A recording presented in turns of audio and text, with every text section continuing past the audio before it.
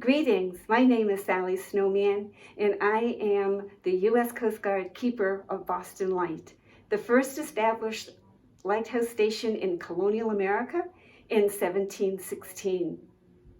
Boston Light is located on Little Brewster Island at the entrance to Boston Harbor and is one of the 34 islands and peninsulas in the Boston Harbor Islands National and State Park that was established in 1996. This is a presentation of a story and narration of the Boston Harbor Islands National Park and Boston Harbor Now's tours to Boston Light from 1999 to 2017. The first photo is of an aerial of Little Brewster Island, and it's showing it's that small island with a rocky shoreline. It's 1.5 acres at high tide and approximately 3 acres at low tide. And it's located 1 mile from the town of Hull on the south shore of Massachusetts, 8 miles from downtown Boston if you're flying as a seagull, and 10 miles when navigating the deep water channels by boat. The 6 buildings on the island from left to right are the boathouse, keeper's house, oil house, the lighthouse tower, and below the lighthouse tower is the generator room or the fog signal building. It goes by both names. And then the one to the right is the cistern building. This is photo number 2, and it's a map of Boston Harbor. There's 4 colors on it. The white area is the bay, the harbor, the water. The gray is the mainland. And the green are the 34 islands and peninsulas that comprise the Boston Harbor Islands National and State Park. And if you can look on the right-hand side of the map, you'll see it looks like an arm with a bent elbow out. And if you go upwards a bit, you'll see a dark yellow circle around a very tiny island. That is Boston Light. And then you see the red dotted or dashed line. That was the main ship channel from the 1600s until 1900. And if you follow that in and look at the upper left corner of the map, you'll see a dark yellow star. That is where the Boston Harbor Islands Welcome Center is. So for you to go out to the islands, that is the muster point that you go to.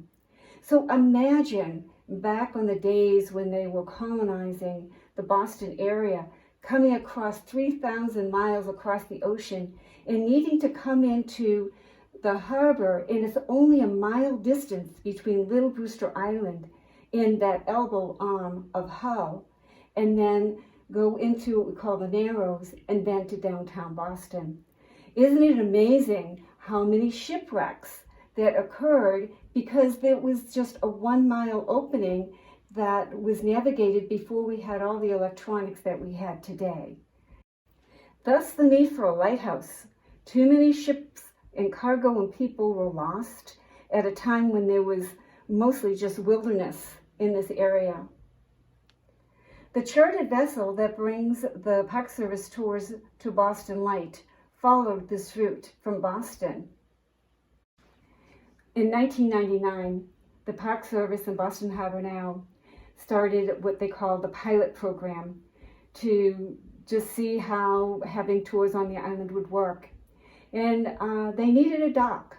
So this is the picture of the first dock that was out there. It was borrowed by the Massachusetts Port Authority. And little did we know at that time that we would be using this for 8 seasons from June until mid-October.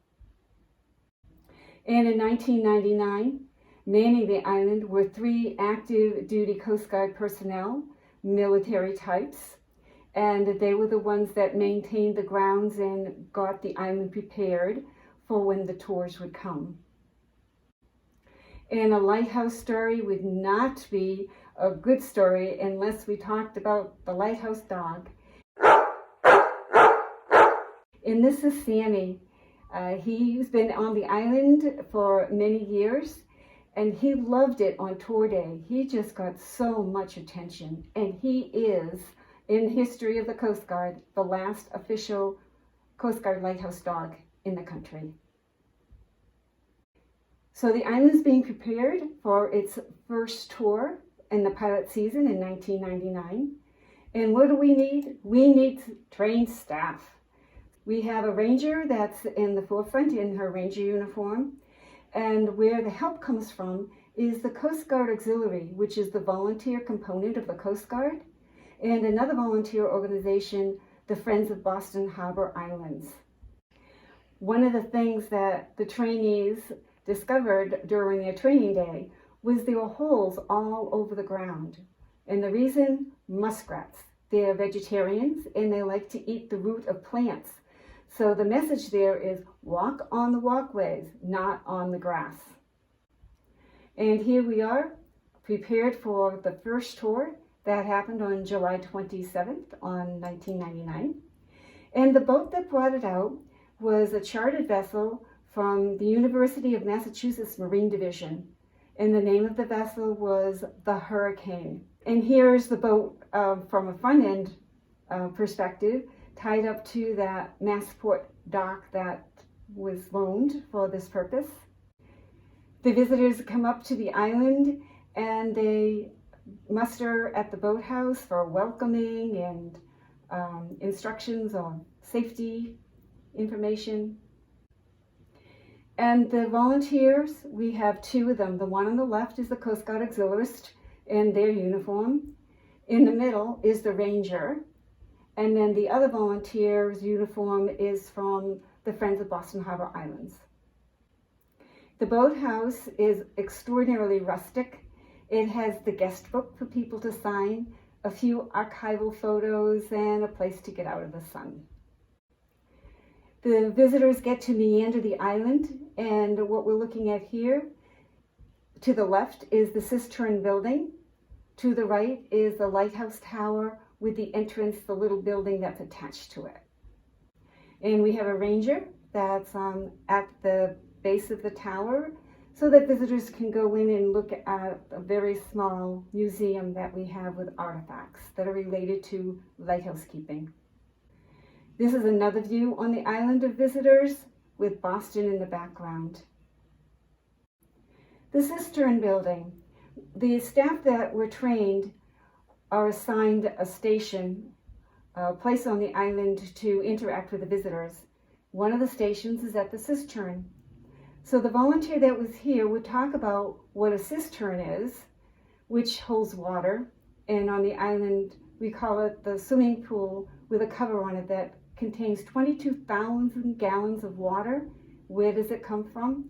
The rain. And that's why the building is so large with a big roof, to maximize the amount of water that can be collected. And we do not drink that water. That is just for daily use for watering the lawn and cleaning and things like that. The other thing we talk about at the Cistern building are the shipwrecks. Just so happened that Little Brewster Island had 6 shipwrecks right on Little Brewster, and there's a chart of a number of them that were wrecked in this outer harbor many years ago, and that's a great draw. People like to come and chat about that. Another place that can visit is the beach. We're an island, which means it's surrounded by water 365 degrees. However, there's only one safe place for visitors to go, and this is down by the pier. And mid to low tide, there are tidal pools where you can look for starfish and periwinkles and all sorts of seaweeds. Fun place to be. They're on the island for about an hour and a half for the tours, and then they head back down to the pier to board the boat. When you're on the beach and you're looking up at the island, this is what you see, the boathouse and the keeper's house. We call this the west end of the island. This is the only beach access that visitors are allowed because of safety issues. And in 2003, we had a big event at Boston Light. The 3 active duty personnel that you saw earlier in the presentation, after 9/11, when the Twin Towers fell down in New York City, the way the federal government was managing the military changed. And the 3 active duty were needed for more important things than giving tours, mowing the grass, and painting buildings on Little Brewster Island. And they changed the position to a civilian Coast Guard keeper. So this was in September of 2003, and the keeper, Sally Snowman, with the change of personnel. And it was a huge media day. Spoke to a lot of cameras that day. This is the last keeper that was there, Ben O'Brien. In any lighthouse that's on a rocky shoreline, it's tradition to engrave either the name or initials with the years that's spent on the island. So this was the last day Ben was on the island. And now we're into 2004, and Sammy, the 14-year-old purebred, the Coast Guard mascot, died of old age, very happy at Boston Light. We buried him on the island with a garden that we put on the grave every year. And we have some interesting visitors. In 2005, we had Yo-Yo Ma. He is an internationally renowned musician, cellist. He lives in Boston. And that year, the National Park Service was finding artists around the country to do their rendition of the song, "This Land Is Your Land, This Land Is My Land," and had 35 technicians and set up a sound studio on the island for him to play his cello for that song. It was a very exciting day. And in 2006, the motor vessel Hurricane, the one we saw earlier in the photos, was a very old boat, and it was replaced with this brand new one named the Columbia Point. And one thing that was beneficial was that it could hold more people. The smaller boat could bring out 32 visitors to the island. This one can bring out 50. If you notice, it still has the old barge as the dock. Another interesting visit was from the director of the program, This Old House. They were filming in Boston, and they like to do a neighborhood shot. So they came out to Boston Light and climbed the tower and interviewed me. We had a great fun that day. And in 2007, one of the things that we always say is, oh my gosh, it's all weather dependent, whether we can get out to Boston Light, whether it's for a tour or getting out there to man the island during the wintertime. This is definitely a no-go. The Coast Guard boat turned around and brought me back to the mainland. And then the National Park Service began to build a $1.8 million dock system to replace the one that we were borrowing from the Massport. So they got this idea, what if we found a boat that could land on the beach and bring visitors out that way?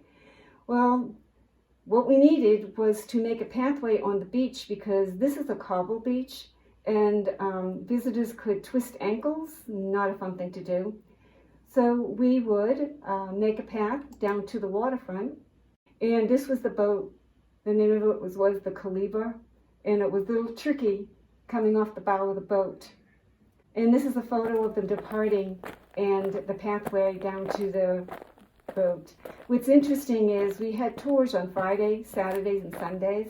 So as the tides came in and out on Monday through Thursday, it filled it in, and we'd be up Friday morning, bright and early, remaking the path. And this was the beginning of the $1.8 million dock project by the Park Service. And this is the finished product. It took 2 seasons to do it, and it became available for use in 2010. It's a 50-foot dock with a 50-foot gangway.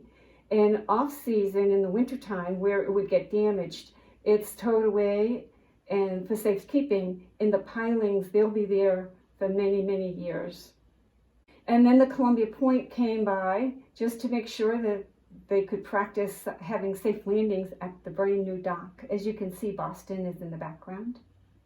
This is the gangway leading up from the dock to the island. So we had a celebration in 2010. We had a ribbon cutting with the Coast Guard District Commander on the left and the Park Service Superintendent on the right, and the keeper. So the tours resumed. And then came 2014. Well, 2016 was going to be our 300th anniversary as a lighthouse station, and the place needed some sprucing up.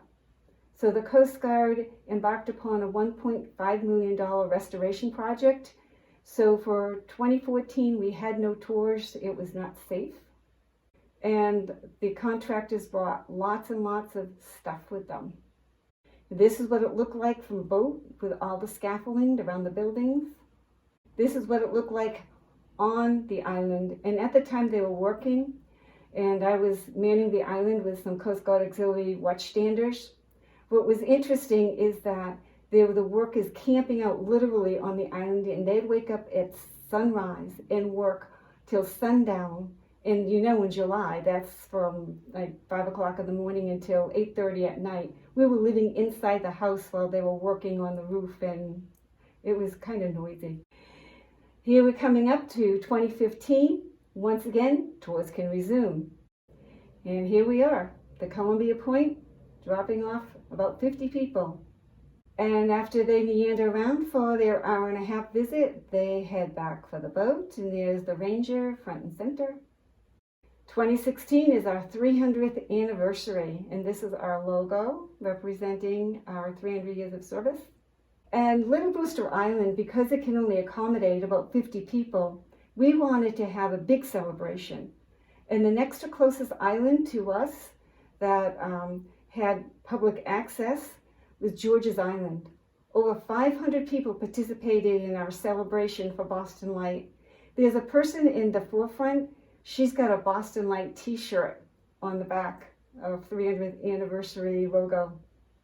And then a more formal one with the Coast Guard was held at Long Wharf in Boston on the actual anniversary date of the 14th of September, 2016. Then a few people, about 50, came out to Boston Light. This is the Commandant of the Coast Guard that gave a small speech and did the unveiling of a 300th anniversary plaque. So we have the Commandant and the District Commander of the 1st Coast Guard District.